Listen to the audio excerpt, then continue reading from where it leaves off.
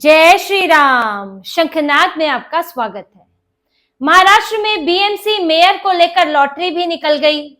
Lottery के बाद महिला मेयर बनेंगी, सामान्य वर्ग से बनेंगी, ये भी तय हो गया। बीजेपी का मेयर बनेगा, ये भी तय है। लेकिन इस बीच में बीजेपी में बैठक चल रही है, एकनाथ शिंदे को लेकर, शिवसेना के रवैये को लेकर और बीएमसी मेयर में क्या स्थितियां बन रही है उसको लेकर बैठक चल रही है। पहले दिल्ली में हुई थी, जहां से एकनाथ शिंदे को साफ संकेत दे दिया गया, उनके नेता भी वहां पहुंचे थे कि बीजेपी इस मामले में कॉम्प्रोमाइज करने को तैयार नहीं है। अब वही महाराष्ट्र में भी बैठक चल रही है और देवेंद्र फडणवीस को भी इसका अपडेट दिया जा रहा है।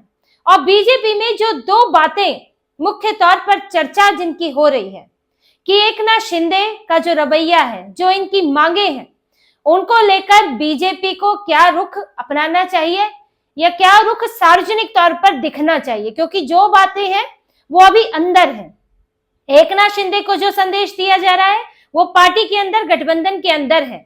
सार्वजनिक तौर पर क्या होना चाहिए, इसको लेकर चर्चा चल रही है। और उसमें देखिए दो चीजों की चर्चा है कि पहला, बीएमसी का चुनाव वो बीजेपी के लिए क्या मायने रखता है, मेयर पद बनाना, मेयर अपना बनाना क्या मायने रखता है, और क्षेत्रीय दलों के सामने और संगठन में, गठबंधन में, वो भी छोटे दलों के सामने अगर कोई पार्टी नाजायज मांगों पर झुकती है तो उसका क्या हश्र होता है।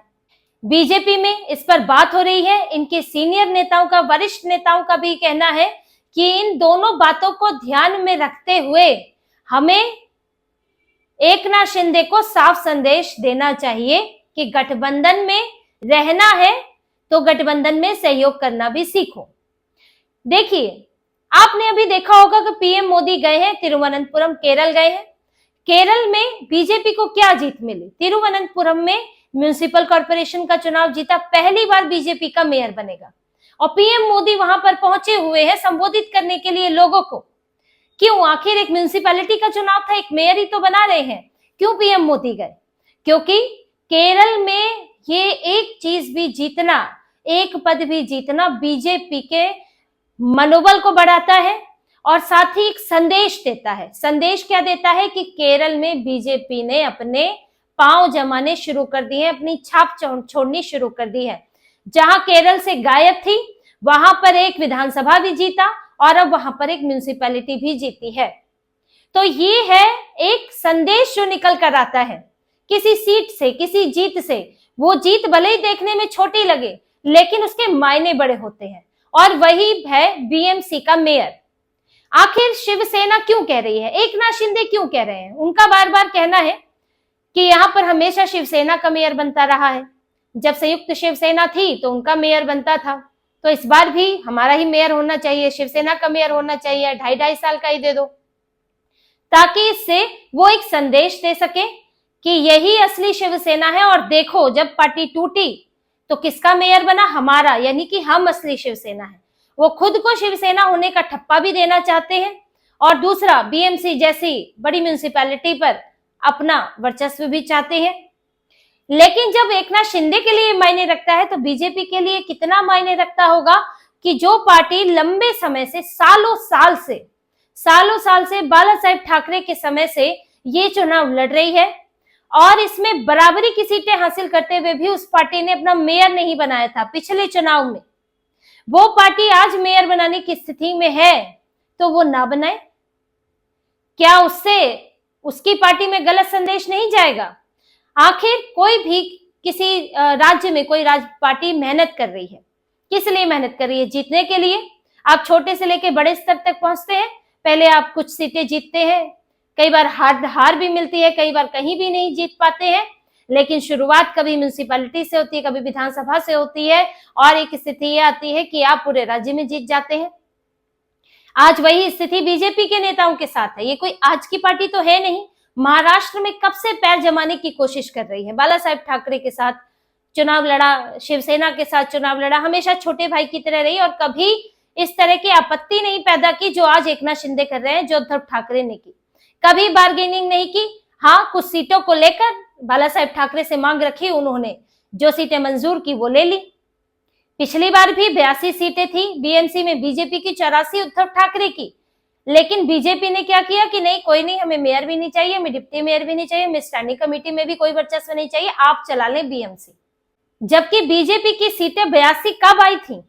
जब मातोश्री में बैठक हुई थी, तब उद्धव ठाकरे तो मातोश्री में बुलाकर बैठ के करते थे। अब तो दर दर भटकते हैं, कभी शरद पवार के यहाँ, कभी कांग्रेस राहुल गांधी के चौखट पर जाते हैं, तो उनके यहाँ बैठक हुई। ये बीजेपी को 80 सीटें देना चाहते थे, बीजेपी 227 में से 100 सीटें मांग रही थी, लेकिन उद्धव ठाकरे तो उस वक्त बहुत उफान पर थे, तो इन्होंने तो मना कर दिया। बीजेपी ने भी कहा कि नहीं भाई ठीक है, नहीं देंगे तो हम अकेले लड़ेंगे, और बीजेपी अकेली लड़ी, वो बराबर सीटें लाई। लेकिन फिर भी बीजेपी ने अनकंडीशनल सपोर्ट दिया, कोई शर्त नहीं, बिना शर्त के सपोर्ट दिया। और उद्धव ठाकरे ने क्या किया? उद्धव ठाकरे ने अगले विधानसभा चुनाव में 2019 में गठबंधन ने चुनाव लड़ा, सीटें हासिल की, बीजेपी से छोटी पार्टी बने, 105 बीजेपी के आए थे और इनके करीब 60-65 सीटें आई थी। और उसके बाद भी इन्होंने, इनको अपना दम्भ रहा कि मैं तो बड़ा भाई बनूंगा, मैं मुख्यमंत्री बनूंगा, और उसके चक्कर में अलग हो गए, और आज हाल सबको दिख रहा है। और सिर्फ बात यहां नहीं है, बीजेपी के विजय रथ की बात है। बिहार में जीते हैं, अभी महाराष्ट्र में बीएमसी जीते हैं, कल को पश्चिम बंगाल का चुनाव है, तो आपको यहाँ पर लगातार आपकी जीत हो रही है। और अगर आप कहीं भी पीछे हटते हैं तो उसका असर दूसरी जगह पर पड़ता है कि पार्टी झुक गई। तो यहाँ यही बात हो रही है कि हमें ये संदेश बिल्कुल नहीं देना है। हमारे कार्यकर्ताओं की मेहनत से, हमारे नेताओं की मेहनत से हमें ये फल मिला है, और हमें उसे ग्रहण करना चाहिए, ना कि दूसरे की झोली में डाल देना चाहिए, जो कि ऐसी नाजायज मांगे कर रहा है और जो ये भूल गया है कि उसे कितना सहयोग मिला है। ये बातें हो रही है। दूसरी बात देखिए, क्षेत्रीय दलों के साथ समझौते की है, लेकिन इसमें भी ब्लैकमेल की राजनीति नहीं होनी चाहिए। राष्ट्रीय पार्टी को जब वो राज्य में प्रवेश करती है तो क्षेत्रीय पार्टियों की एक आदत है कि वो उसे छोटा समझने लगती है कि अच्छा केंद्र में तो ठीक है, सत्ता में है, वहां तो चलो ठीक है, लेकिन यहाँ तो वो हमसे कम है। भले ही वो पार्टी उनसे अच्छा परफॉर्म कर रही हो, अच्छा प्रदर्शन कर रही हो, और भले ही वो पार्टी उनसे कहीं ज्यादा राज्यों में सरकार बना के बैठी हो, लेकिन राज्य में आते ही इन्हें अपनी बपौती लगने लगती है। अब इसमें बीजेपी का यही तर्क है, बीजेपी के नेताओं का तर्क यही है कि अगर हम इस मांग के आगे झुकते हैं, जो कि हमने क्या किया, हम उद्धव ठाकरे के सामने झुकते आए, यानी कि हम सपोर्ट कर रहे थे, उन्होंने इसे कमजोरी मान ली।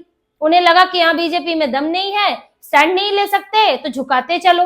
तो हमें वो गलती नहीं करनी। साथ ही हमें ये भी नहीं करना है कि हमने, जैसे कि कांग्रेस का हाल है, आप यूपी में देखिए, अखिलेश यादव क्षेत्रीय पार्टी में है और कांग्रेस को क्या किया, कांग्रेस का ही वोट जो है खिसक कर गया है अखिलेश यादव के साथ। आज कांग्रेस गिड़गिड़ाती रहती है, वो बार्गेन करते हैं कि अच्छा यूपी में कुछ सीट देंगे तो एमपी में हमें दो, जबकि एमपी में तुम्हारा कोई आधार नहीं है।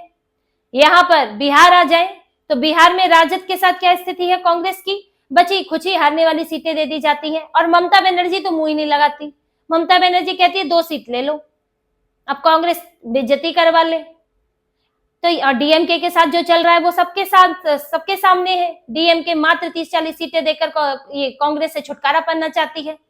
तो कांग्रेस हर जगह क्षेत्रीय दलों के आगे झुक जाती है, कहीं भी अपना स्टैंड नहीं ले पाती। एक जगह लिया, सिर्फ दिल्ली में, और देखिए कांग्रेस अलग हुई तो आम आदमी पार्टी सत्ता से गिर गई।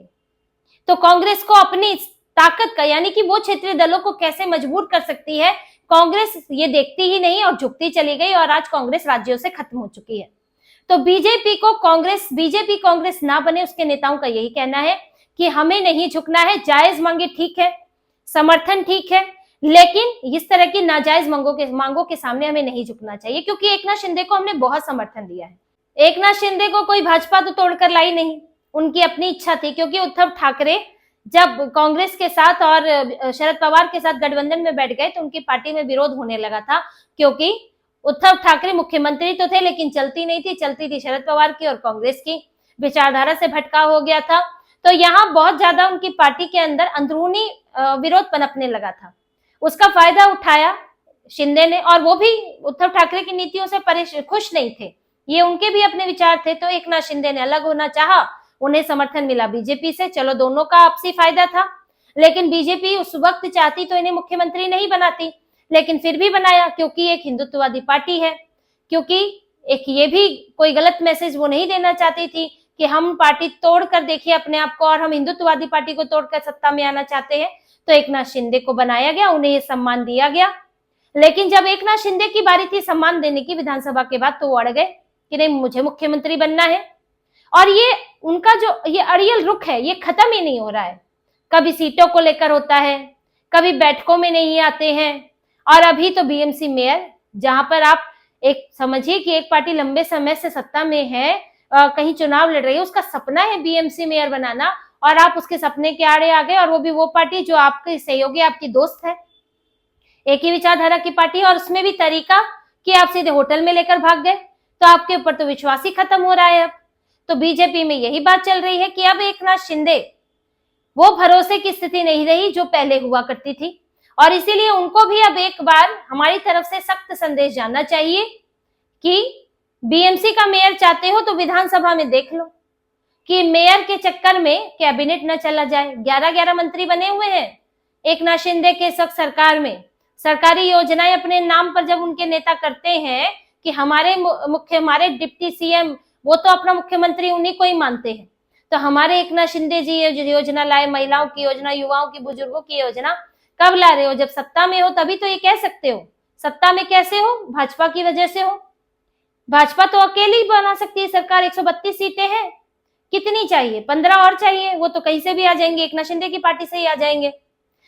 तो जब आपके पास पर्याप्त संख्या नहीं है, आपके पास 57 सीटें हैं, आप अकेले तो सरकार बना नहीं सकते। तो आप सरकार में किस लिए हैं? बीजेपी की वजह से आपको और अजीत पवार को डिप्टी सीएम बनाया हुआ है। तो यही बात की जा रही है कि भाई एकनाथ शिंदे को अब स्पष्ट, साफ और सख्त संदेश होना चाहिए कि आप इधर बार्गेन करोगे तो फिर आप विधायकी में भी हमको बार्गेन कर लेना चाहिए, और फिर वहां विचार कर लेना चाहिए बीजेपी को भी कि उसे सत्ता किस तरह रखनी है, उसे सरकार में किस तरह बने रहना है। तो यहाँ एकनाथ शिंदे के पास कोई विकल्प नहीं है। उन्हें मानना तो है ही, लेकिन थोड़ी फजीहत करा के मानना है। तो यही स्थिति है। अब जैसे ही देवेंद्र फडणवीस आएंगे तो मामला सार्वजनिक हो जाएगा, और बीजेपी का रुख और एकनाथ शिंदे का रुख क्या होता है, अंत में क्या स्थिति बनती है, वो तब सार्वजनिक तौर पर सामने आ जाएगा। अभी बैठकों में चर्चा चल रही है, लेकिन यहां तो साफ है कि बनेगा बीजेपी का मेयर। हाँ, एकनाथ शिंदे कहां जाते हैं ये अब कुछ दिनों के अंदर उनके अपने फैसले पर निर्भर करेगा। तो इसी तरह की और खबरें और विश्लेषण आपके लिए लाते रहेंगे। हमसे जुड़े रहिए, सब्सक्राइब कीजिए, कमेंट कीजिए। बहुत बहुत धन्यवाद। जय श्री राम।